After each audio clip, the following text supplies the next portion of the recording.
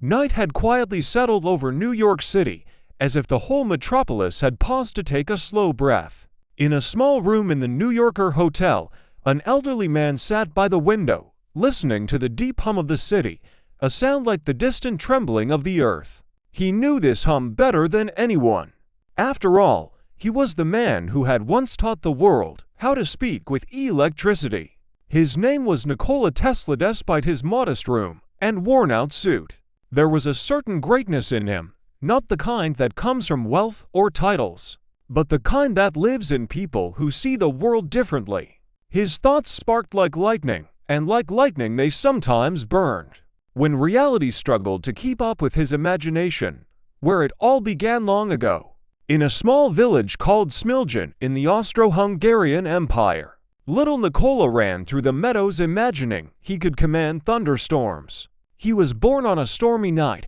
The midwife insisted it was a bad omen, but his mother replied, "No, this child will be a son of light." She was right. This mother, Georgina, was an inventor in her own quiet way. Though she had no formal education, her hands and mind created clever devices that made daily life easier.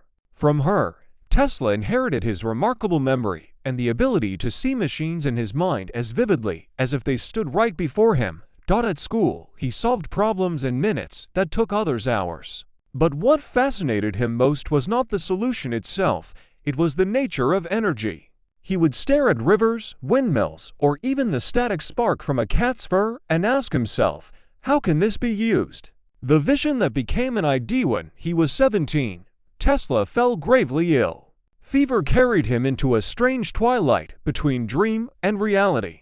Suddenly, with stunning clarity, he saw a bright ring spinning in the air as if illuminated by some inner fire, a vision of a machine with no friction, no commutator, no sparks. It was the first spark of the induction motor, the foundation of alternating current technology. When he recovered, the image remained.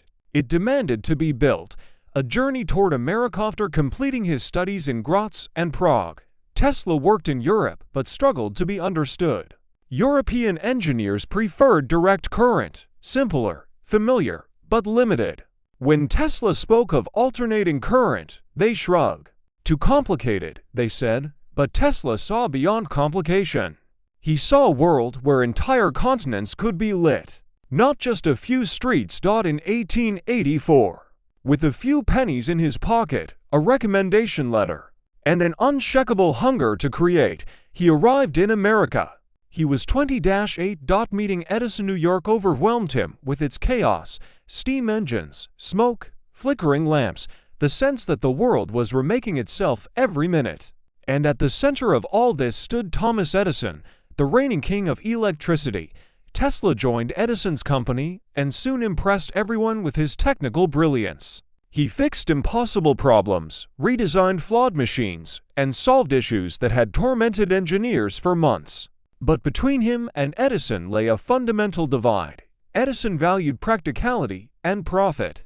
Tesla dreamed of global progress and solutions for all humankind. When Tesla proposed replacing direct current with alternating current, Edison smiled politely. "Too dangerous," he said, "and a waste of time." Tesla knew then their paths could not be the same. He left. Dark days and the light that broke through for nearly a year. The genius who would one day be called the master of lightning dug ditches for a few dollars a day. But inside him lived the certainty that alternating current would win. And indeed, in 1888, entrepreneur George Westinghouse recognized the future in Tesla's patents. He bought them, offered Tesla a laboratory, a team, and freedom. Thus began the War of Currents, the most famous battle in the history of electrical engineering. Edison fought fiercely, staging public demonstrations to prove the dangers of AC, even electrocuting animals. But Tesla's system was stronger, more efficient, more scalable. In 1893, at the World's Columbian Exposition in Chicago, the entire fairgrounds lit up with alternating current. Tesla stood on stage, holding wireless lamps glowing in his hands. And the crowd gasped. Niagara Falls and triumphed when the first massive AC hydroelectric plant was planned at Niagara Falls.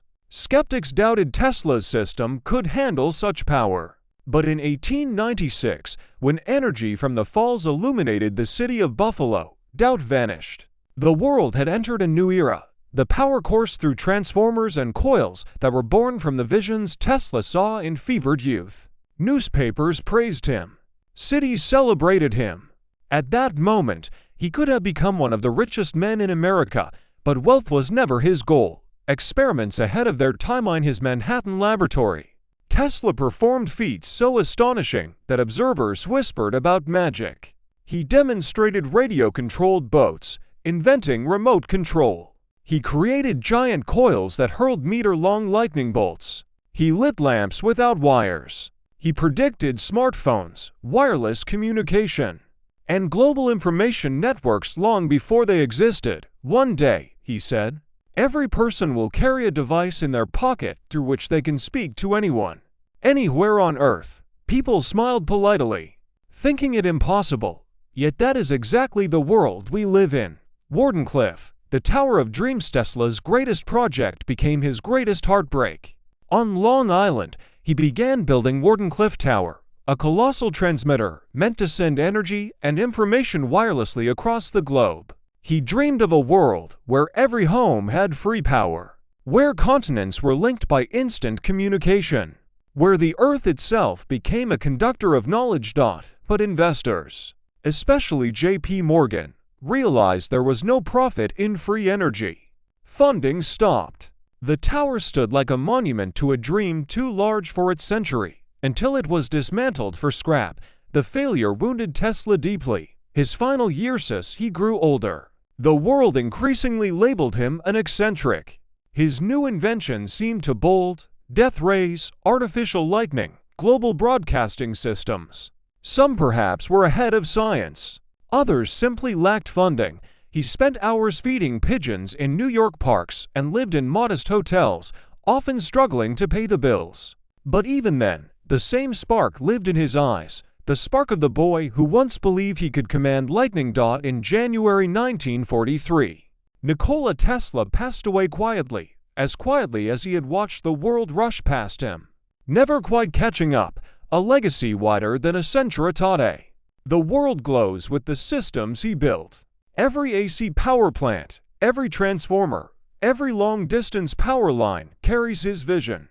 Radio, wireless technology, robotics, lasers, even the electric cars that bear his name. All these rest on foundations he laid. One might say Tesla didn't live in his own century. He lived in ours.